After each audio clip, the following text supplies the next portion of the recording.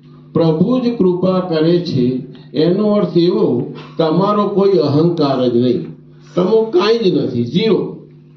અને ઝીરો થવું બહુ ભારે છે. મને કંઈ આવડતું નથી, હું કાંઈ જ કરતો નથી, બધું પ્રભુ જ કરે છે, કરાવે છે. અને આ કરવાથી તમારામાં નમ્રતા આવે છે. બીજું ભક્તિ. પ્રેમ એટલે નિયમ નથી, ભક્તિ એટલે પ્રેમ, નિયમ નહીં. અહીં ભક્તિ ડરથી નહીં, પ્રેમથી કરવી જોઈએ.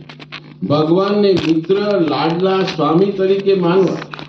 ખાસ સેવા પણ પ્રેમથી કરવી, ફરજથી નહીં. ત્રીજું સ્વરૂપ સેવા. ભગવાન મૂર્તિ નથી પણ જીવંત સ્વરૂપ છે. આપણે આપણા ઘરમાં જેમ બાળકની કે મા બાપની સેવા કરીએ તેમ સેવા કરવી. જમવાના સમયે જમવાનું, રમવાના સમયે રમવાનું, વાત કરવી, વાર્તા કહેવી વગેરે. સાચી સેવા કેવી રીતે કરવી?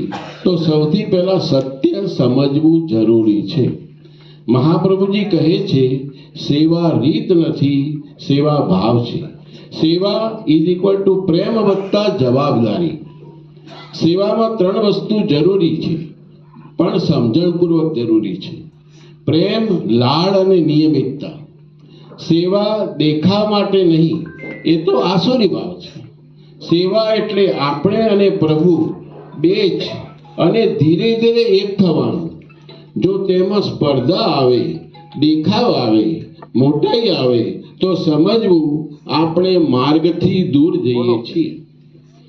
પૃષ્ટિ માર્ગ એટલે ભગવાનને મેળવવાનો નહીં, ભગવાનનો બની જવાનો માર્ગ છે. શ્રી કૃષ્ણ શરણમ મમ એટલે હું સંપૂર્ણ રીતે શ્રી કૃષ્ણનો છું. આ મંત્ર નથી પણ જીવનનો આધાર છે.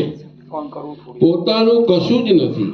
આ શરીર, મન, સંપત્તિ, ઘર, સગાવાલા, પતિ પત્ની, બાળકો અને છેલ્લે આત્મા, બધું જ એક દિવસ છૂટી જવાનું છે. આ સ્થિતિ પ્રભુની કૃપા વગર આવે નહીં, એટલે કૃપા માર્ગ. જો સેવા કરતા, હવે એનું છેલ્લું રિઝલ્ટ બતાવ્યું છે. જો સેવા કરતા કરતા મન શાંત થાય, પ્રેમ વધે અને અહંકાર ઘટે, મન પ્રભુમાં જ સ્થિર રહે, તો સમજવું કે તમે સાચા માર્ગે છો. જો તણાવ આવે, સ્પર્ધા આવે, દેખાવ આવે તો દિશા બદલવાની જરૂર છે. અને મહત્વનું કે તમે સેવા કરતા હશો તો ધીમે ધીમે શુદ્ધ અને સાત્વિક ભાવ વધશે. પછી સેવા પોતે આપમેળે વધતી જશે. પ્રભુનું સુખ વિચારવું એટલે પ્રભુને આરામ આપવો, સગવડતા આપવી. આ બધું પૂર્ણ રીતે કરવું જ જોઈએ એવું નથી. તમે જેટલું કરી શકો એટલું કરો, પણ દિલથી કરો. અહીં કોઈ ચમત્કાર નથી, અનુભવ છે. એટલે મનમાં શાંતિ, પ્રભુ પાસે હોવાનો ભાવ, અંતરનો આનંદ. અને એ ક્યારે આવે? એક આપણામાં નિષ્કપટતા હોય, નિયમિતતા હોય અને અહંકાર રહિતતા હોય. આ આપણે ઘર સેવાની જ વાત કરી. મંદિર સેવા એક જુદો વિષય છે. જય જય શ્રી ગોપીશ. મુરબ્બી મહેન્દ્રભાઈએ બહુ સચોટ અને સત્ય વાત કહી છે. લગભગ મોટા ભાગનાની સેવા ક્રિયા છે